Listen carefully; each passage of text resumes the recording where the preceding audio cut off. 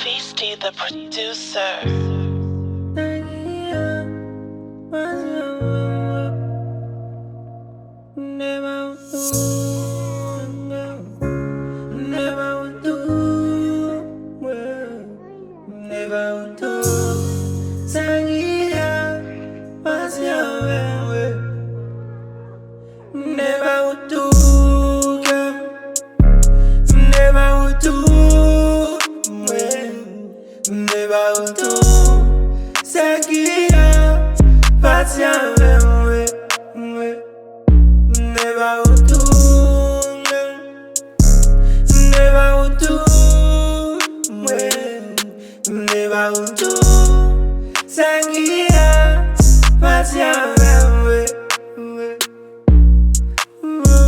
Konnen pas de janm fasil pour santiman resiprok.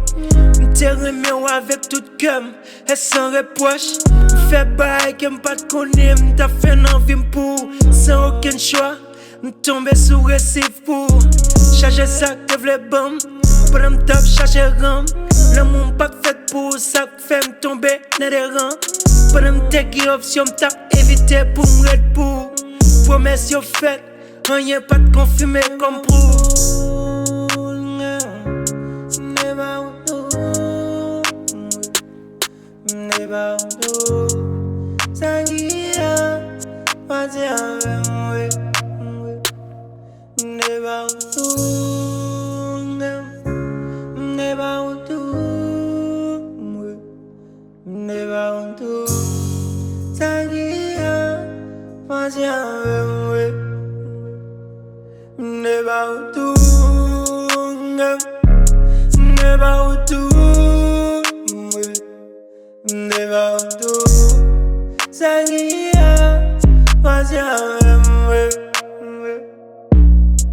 Yeah, Konnen te vle ou, ak yon intérêt infini. Pas kon pour ou, c'est Lanmou ça te défini. Ou jeune définition en ça, fait ou lage pied ou. M'te Konnen t'a pas vivre yon façon qui allégé. M't'a touté, cause m'te pe lage confiance moi. Pour ça m'te fait en lot, pas de vle pour ça passer moi. M'te quitte ton réserve, pour laisser ça passer mal. La vie pas dire toute bagay possible pour subir. Comme ça m'te dit, m't'a motivé pour l'avenir. Et ou mouté m'we, yeah, ou fait m'we. Ou de mouté m'we, ou pas t'avè m'we. Yeah, ou pouvé m'we, m'vraman m'we.